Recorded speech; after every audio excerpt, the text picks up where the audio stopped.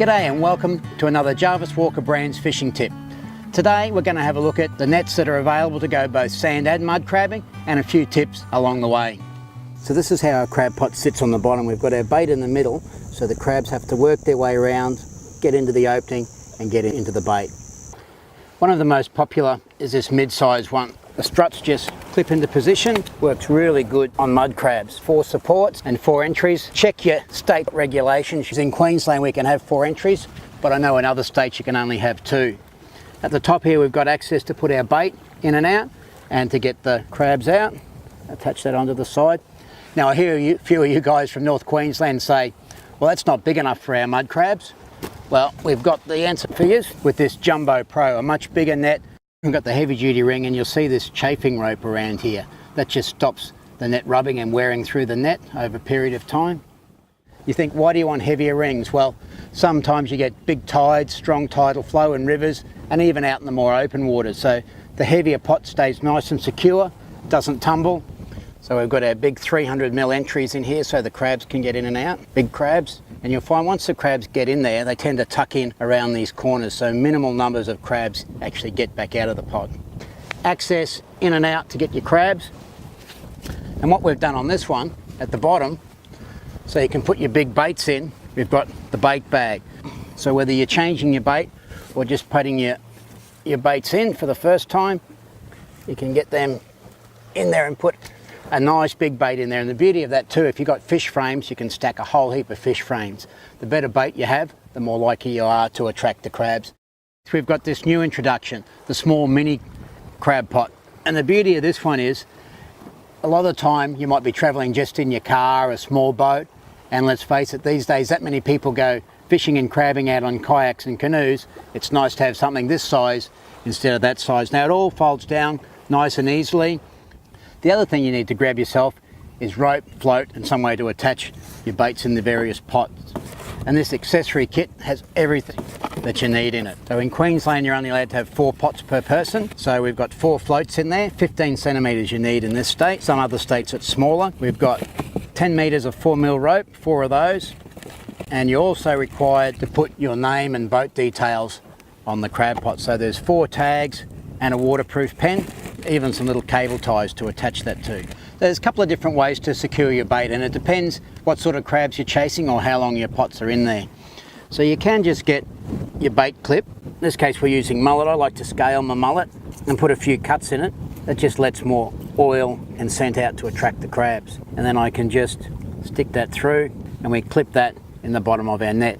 Now the only drawback with that is when the crabs get in there, they start ripping it apart fairly quickly. So if you're going to leave your pots in for a while, you can find yourself with no more bait, so your crabs stop catching. The other option are these plastic bait bags. Now I've bought one that I've used for mud crabs before and left in a bit too long, so you can see what happens. But these bags are great if you're checking your pots regularly. You can shove your whiting frames in there, pilchards, you just hold it in position with your bait clip. Now if you are going to leave them in for a while, I suggest you look at these heavier metal ones. I'll scale my mullet, make sure there's plenty of oil, shove that in there like so. We can just clip that in the bottom of our trap. Bait bag in the bottom. You want to put it so it sits in the middle, so the crabs have to come in to get it. And don't forget to do it back up. So this is how your crab pot should finish up. It sits on the bottom like so. So the crabs work their way around till they find an entry and they have to come in to get the bait. Don't let it go in upside down or they'll come and sit on the top and chew at your bait. So you see here I've got the rope attached to the top of the pot, and I've also got it placed between the 2 openings. When you pull it up, you don't want it opposite the opening because you stand a chance of the crabs falling out.